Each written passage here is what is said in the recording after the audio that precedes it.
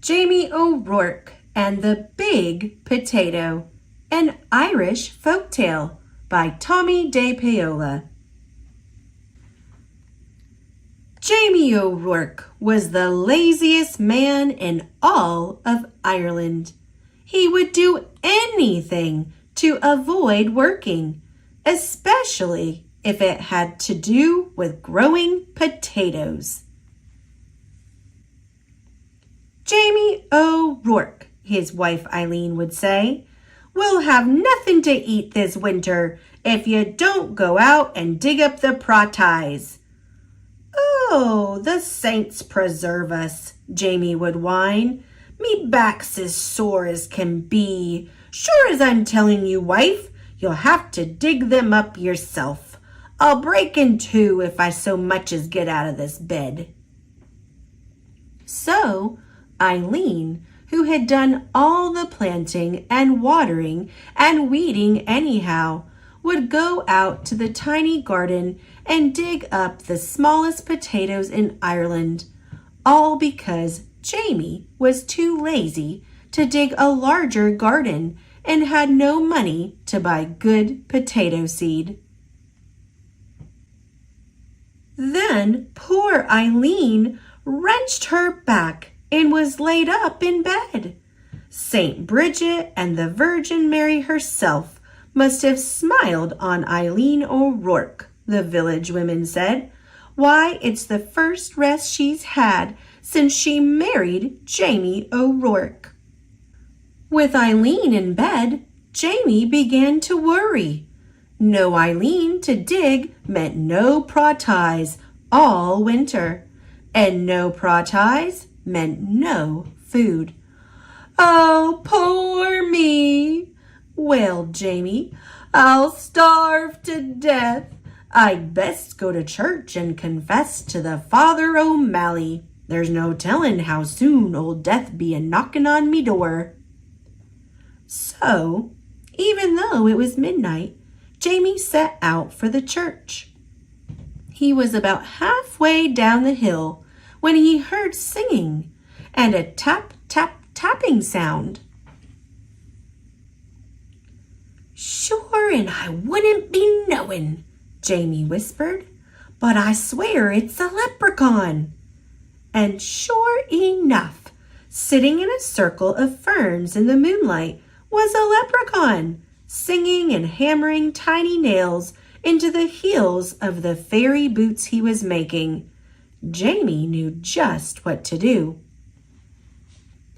He crept up and grabbed the little man by his coattails and held firm.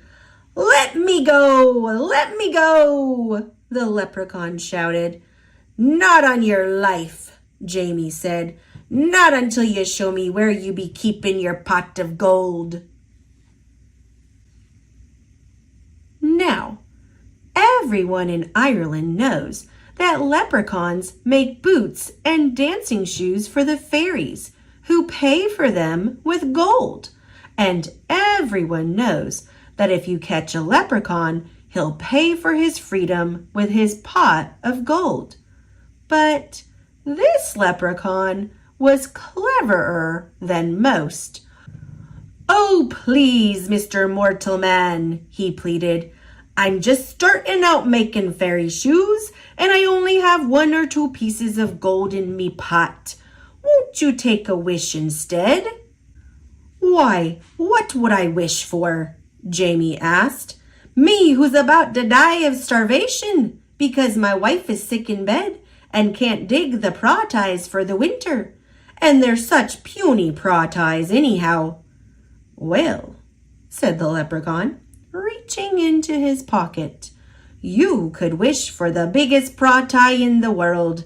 It would last all winter and you wouldn't have to do anything more than plant this seed, water it, and wait." That sounded wonderful to Jamie. "Done!" he shouted. And as the leprechaun dropped the seed into Jamie's hand, Jamie let go of his coattails and off that leprechaun scampered. When Eileen heard what he had done, she was furious.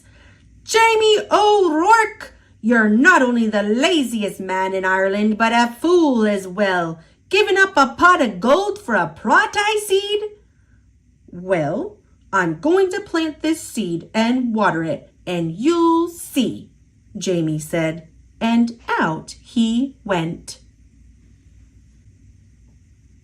And Faith, Eileen, did see. In no time at all, the biggest, finest potato plant had sprouted out of the ground, followed by the potato itself. It was so big, it pushed up not only all the dirt in the garden, but the garden shed and the corner of the cottage as well. "Well, surely now it's ready to dig," Jamie said proudly. He hoed all around it, but he couldn't dig that pratie out of the ground. He got a beam and a big rock and tried to pry it out. He pushed and he pushed, but it wouldn't budge. As he was pondering what to do, his neighbor passed by on his way to the village. He couldn't believe his eyes.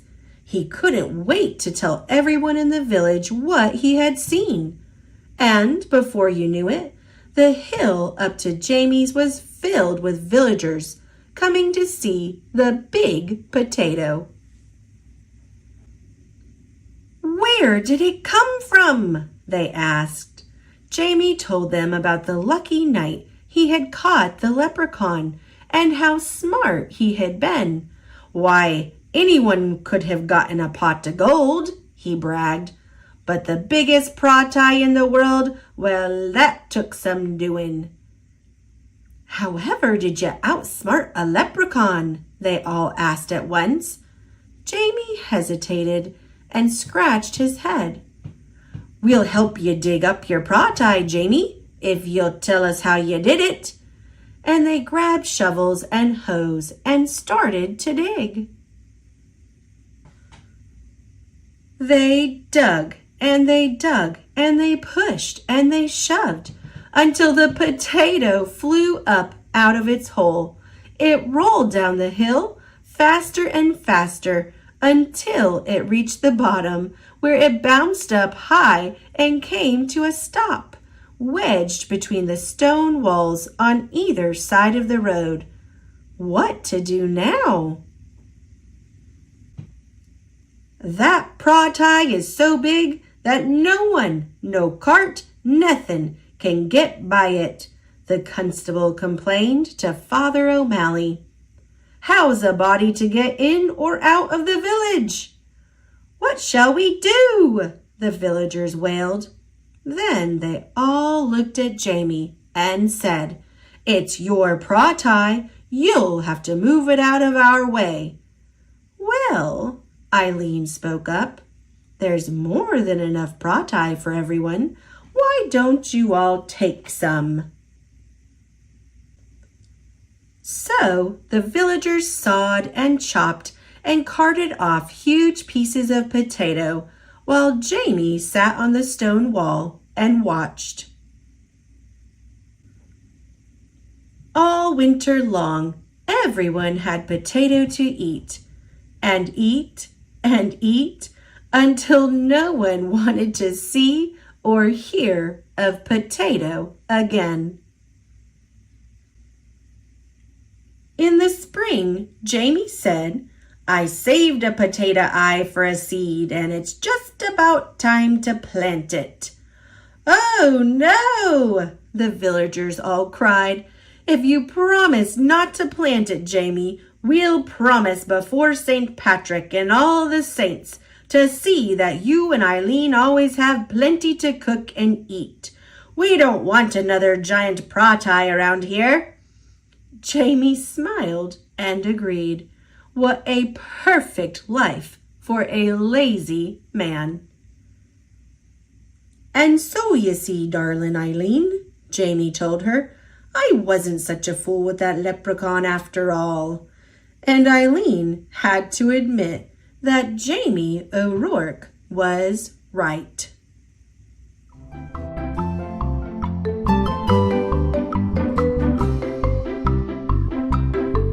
Thanks for watching. Click subscribe. See you later, alligator.